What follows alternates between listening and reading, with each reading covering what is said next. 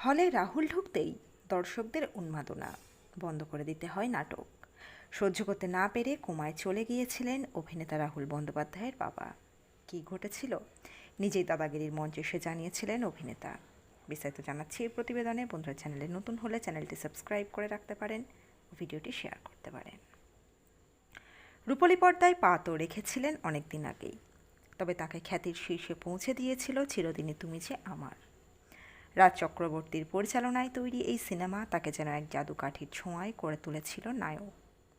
টলিউডের প্রথম সারির নায়ক খ্যাতি, তাকে ঘিরে উন্মাদনা সবটাই তিনি ছুঁয়ে দেখেছিলেন। পরবর্তীতে ইন্ডাস্ট্রি অবশ্য তাকে চরিত্রাভিনেতা হিসাবে বেশি পছন্দ করেছেন।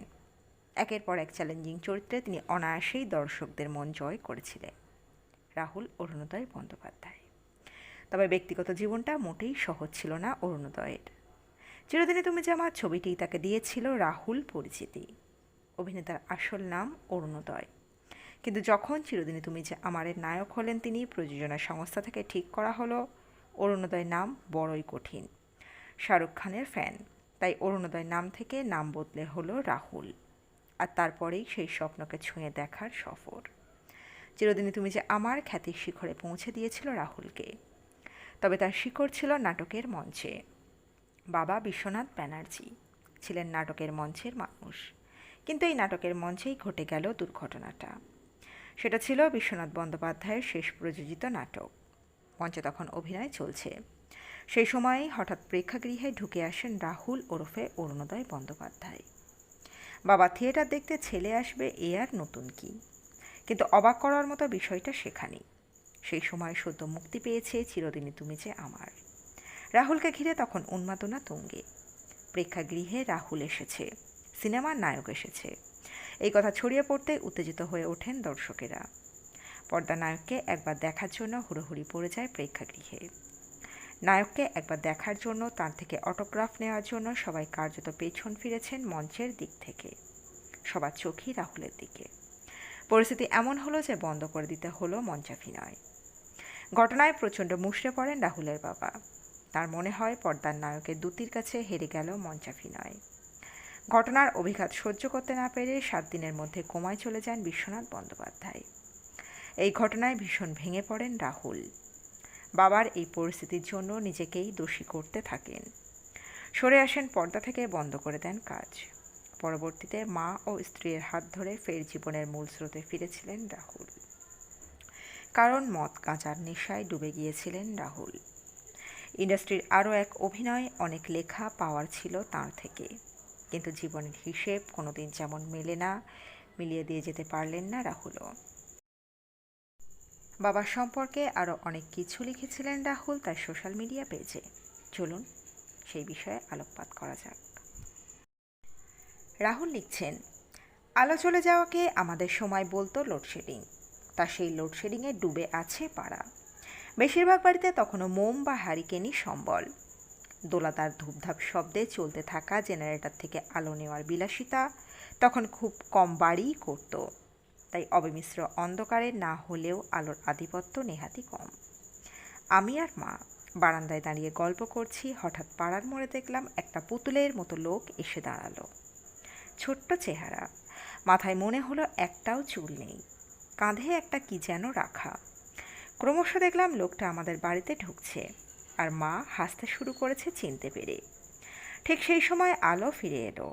আমি সেই আলোয় দেখতে পেলাম পুতুলের মতো লাগা মানুষটি আর কেউ নয়, আমার পিতৃদেব। তার চুল সব যথাস্থানেই আছে, সেগুলোকে কলপ করিয়ে উনি ফিরছেন। বাড়ি এসে শ্যাম্পু করবেন, তাই চুল সব বসে গিয়ে ওরম লাগছে। দোকানে দুপাশ দিয়ে কালি গড়িয়ে চেহারা আরও খোলতাই হয়েছে। জামা খারাপ হবে বলে সেটা কাঁধে নিয়ে স্যান্ডো গেঞ্জি পরে সেলুন থেকে ফিরছে নাটক পাগল সাদাসিধে বিজয়গড়ের বিশুদা, আমার বাবা। আমরা হাসছি, বাবার কোনো তাপ উত্তাপ নেই। বাবা অফিসের জন্য রেডি হচ্ছে, খেতে বসেছে। সামনে টিভি খোলা, India Australia test. Sachin bat করছে, বাবা খেয়ে হাত মুছছে। সচিন একটা স্ট্রেট ড্রাইভ মারল, বাবার পেট একটু মুচড়ে উঠলে যেন। না, আর একটাও ছুটি পড়ে নেই, যেভাবেই হোক অফিস যেতেই হবে। সচিনের আরেকটা কভার ড্রাইভ বাবার চোখ আর শরীর একসঙ্গে দিল ধাঁধিয়ে। বাবা আরও অসুস্থ বোধ করলো, তাও জুতোর ফিঁদে বাঁধছিল কোনো রকমে। শচীনের স্কয়ার কাটের পর আর কিচ্ছু করার থাকলো না, শয্যা নিল টিভির সামনেই। বাইরে প্রবল ঝড় বৃষ্টি, অথবা ইন্ডিয়ার গুরুত্বপূর্ণ ম্যাচ, অথবা বাড়িতে কোনো আত্মীয় বিয়োগ হয়েছে, কিছুতেই কিছু এসে যায় না। সন্ধে 6:30 রিহার্সাল রুমের ঘরের আলো জ্বালিয়ে বসে থাকে আমার বাবা। সন্তান বলেই কিনা জানি না, আলো চলে যাওয়া অন্ধকার রিহার্সাল রুমেও আমার চোখে বাবা চকচক করত। এই সময়টুকু আমার বাবাকে কোনো ক্ষুদ্রতা, কোনো দীনতা স্পর্শ করতে পারত না। বাবাই আমার প্রথম শিক্ষক। বাবার হাত ধরেই আমার স্টেজ ফ্রাইট বা মঞ্চভীতি কিতাব বোঝার আগেই কেটে গিয়েছিল। বাবা ছিলেন বিজন ভট্টাচার্যের ছাত্র। বাবা জীবনের শেষ দিন অবধি বিজন দাদুর প্রসঙ্গ তুলেছেন, তারপর নিজেই কেঁদেছেন বসে বসে। বাবা আমার খুব কাছের বন্ধুও ছিল। বাবার আমার অভিনয় নিয়ে, আমার কুইজ নিয়ে একটা প্রচ্ছন্ন গর্বও ছিল, যেটা হাজার চেষ্টা করলেও লুকাতে পারত না। আমার বাবার অতি শৈশবে একবার হাজতবাস হয়েছিল। সেই সময় গল্ফ ক্লাবে খুব গল্ফ বল চুরি হচ্ছে। বাবা গল্ফ ক্লাবে গিয়েছে বন্ধুদের সঙ্গে ঘুরতে। এদিকে পুলিশে করছে রেড, বন্ধুরা ছত্রাক খান, যে যার মতো পারছে পাঁচিল টপকে পগার পার। বাবা তো এদিকে খুব বেঁটে একজন সাদা পোশাকের পুলিশকে দিয়ে অনুরোধ করছে, কাকু আমায় পাঁচিলটা পার করে দেবে। কাকু যে আসলে মামা তা বাবা বুঝল যখন সেই কাকু বাবাকে কোলে নিয়ে পাঁচিলের ওপারে না নিয়ে ভ্যানে চালান করলো। বাবার কথা বলতে গিয়ে এই গল্পটা বললাম, কারণ যারা যারা আমার বাবার সঙ্গে ছিল তারা সবাই বলবে মানুষটা পরবর্তীকালেও একই রকম সহজ সরল ছিল। বাবার সঙ্গে কাটানো উৎসবগুলোর কথা খুব মনে পড়ে আজকাল, আরও বেশি নিজে বাবা হওয়ার পর। আমার বাবার খুব সাধ্য বেশি ছিল না, কিন্তু তার মধ্যেও পুজোয় আমাদের সবার জন্য জুতো, পয়লা বৈশাখে নতুন জামা, চপ্পল কিনে দিত। খুব আনন্দ হতো ওই দিনগুলোতে। ফ্রি স্কুল স্ট্রিটকে আমরা বলতাম বাবার অফিস পাড়া। কিছু কেনাকাটা করতে হলে আমরা ওখানেই যেতাম। বাবা আমাদের নতুন নতুন খাবার খাওয়াতো, বাবার অফিস ঘুরতাম, লিফটে চড়তাম, তারপর মেট্রো ধরে সোজা বাড়ি। পুরো দিনটাই অলীক লাগতো যেন। বাবারও খুব আনন্দ হতো আমি, দাদা আর মা যখন গিয়ে অফিসে উঁকি মারতাম। বাবা খুব চাইতো আমরা সাজি, স্টাইল করি। মা যখন বিয়েবাড়ির জন্য বা পুজোর দিন সেজেগুজে বাবার সামনে এসে দাঁড়াতো, বাবার চোখ মুখ আলো হয়ে যেত। বাবা নিয়ম করে আমাদের রমেশ পালের বানানো প্রতিমা দেখাতে নিয়ে যেতেন। একবার আমার দাদার উৎসাহে পুজোর মধ্যেই নিয়ে গিয়েছিল আজাদগড়, উৎপল দত্তের বাড়ি দেখাতে। আমার ঠাকুমা বাবার বিয়ের আগেই মারা যান, আমার ঠাকুরদা আমার অতি শৈশবে। কিন্তু পিতৃশোকের কান্না কেমন হয় দেখেছিলাম উৎপল দত্তের মৃত্যুর পর। আমার বাবাকে বাচ্চাদের মতো কাঁদতে দেখেছি। বাবা আমাদের অনেক কিছু দিতে পারেনি হয়তো, কিন্তু বইমেলায় নিয়ে গিয়েছে হাত ধরে। আমার মা শুরুতে বেছে দিত আমার বই।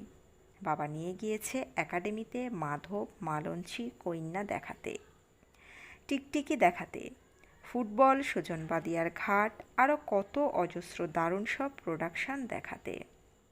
পুজোয় অষ্টমী কাটাতে নিয়ে গিয়েছে বাপ্পাদার বাড়িতে, যেখানে নবারুণের সঙ্গে ঘর আলো করে বসে আছেন মহাশ্বেতা দেবী। প্রাচুর্য না থাকলেও ফিরে তাকিয়ে ভাবতে গেলে আমার মনে হয় এই শৈশবও নিছক কম লোভনীয় নয়। এর জন্য মোজাতে ফুটো বা মাসের শেষে হাফ ডিম সহ্য করে নেওয়াই যায়। কালী পুজোয় বাবাকে ছাড়া বাজি পোড়ানোর কথা আমি বা আমার দাদা ভাবতেই পারতাম না। হাতে জলের বালতি নিয়ে বাবা আমাদের সঙ্গে ছাদে যেত। আমরা অর্ধেক বাজি সন্ধ্যায় পুড়িয়ে রেখে দিতাম, বাকি বাজি পোড়াতাম মা পাড়ার পুজোর জন্য ভোগ রেঁধে উপোস ভেঙে সেজেগুজে আসার পর। তারপর আমরা আরও রাত করে হেঁটে বেরোতাম পোদ্দার নগরে আমার পিসির বাড়ির উদ্দেশ্যে। আমার পিসির বাড়িতেও কালী পূজা হতো, আর সেই বাড়ির ভোগও আমার মা সকালবেলা গিয়ে রেঁধে আসতো। আমরা পিসির বাড়ি যেতাম ভোগ খেতে। গল্ফ গ্রিনের মধ্যে দিয়ে যখন যেতাম, সেন্ট্রাল পার্কের সামনে শহরে নতুন এসে থমকে যাওয়া কুয়াশার মধ্যে বাজির সেই আশ্চর্য কারুকাজ, ছাতিমের গন্ধে মেশা বারুদের গন্ধ, এসব বাবার হাত ধরেই তো চেনা যায়। কিন্তু বাবার গল্প শুধু বললে বাবার গল্প অর্ধেক বলা হবে, কারণ আমার বাবা আমার মাকে ছাড়া অসম্পূর্ণ। এই নাটক পাগল আলাভোলা মানুষটির সঙ্গে ঘর করাই শুধু নয়, তাকে সম্পূর্ণ স্বাধীনতা দেওয়া, বলা তুমি নাটক করো মন দিয়ে, বাকিটা আমি সামলাচ্ছি, এটা কম কথা নয়। বাড়ির কর্পোরেশন, ইলেকট্রিক বিল, ছেলেদের পড়াশোনা কিচ্ছু নিয়ে বাবাকে কখনো ভাবতে হয়নি। এবং মজার বিষয় হচ্ছে, এত কিছু সামলানোর পরও দলের সবচেয়ে অপরিহার্য অভিনেত্রী কে? আমার মা।